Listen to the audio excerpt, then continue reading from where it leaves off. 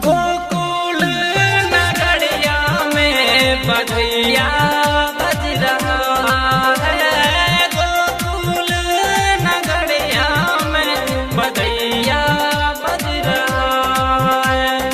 कान्हा का जन्मोत्सव का तैयारी हो रहा है, तैयारी हो रहा है। कान्हा का जन्मोत्सव का तैयारी हो रहा है, तैयारी हो रहा है। गोकुल नगरिया में बधैया बज रहा है। डीजे अरमान, डीजे अरमान,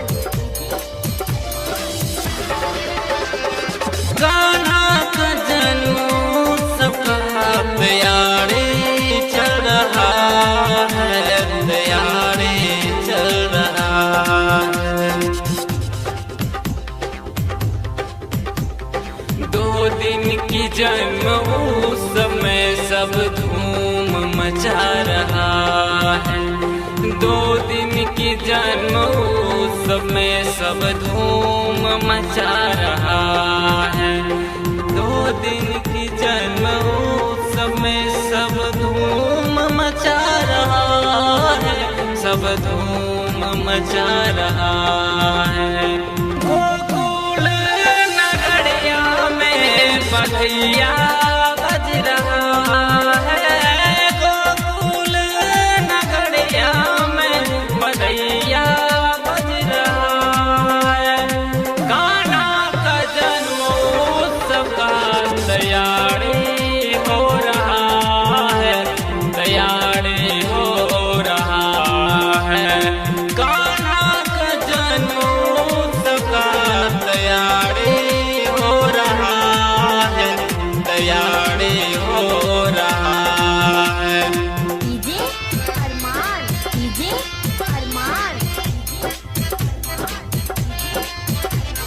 कान्हा का जन्मोत्सव का तैयारी चल रहा है, तैयारी चल रहा है।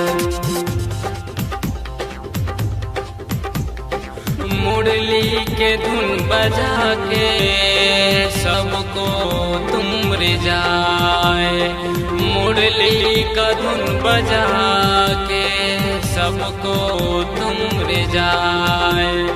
मुरली का धुन बजा के सबको तुम रिझाए, सबको तुम रिझाए।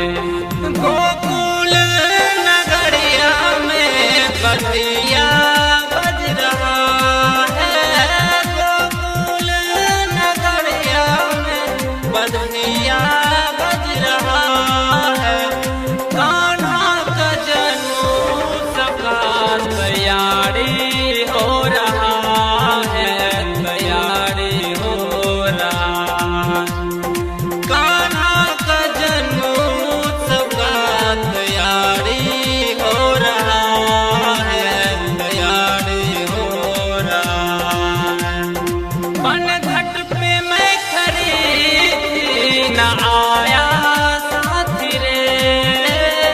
बनघट पे मैं खड़ी थी, न आया मोहन रे। कान्हा का जन्मोत्सव का तैयारी चल रहा है, तैयारी चल रहा है। कान्हा का जन्मोत्सव का तैयारी चल रहा है, तैयारी चल रहा है, तैयारी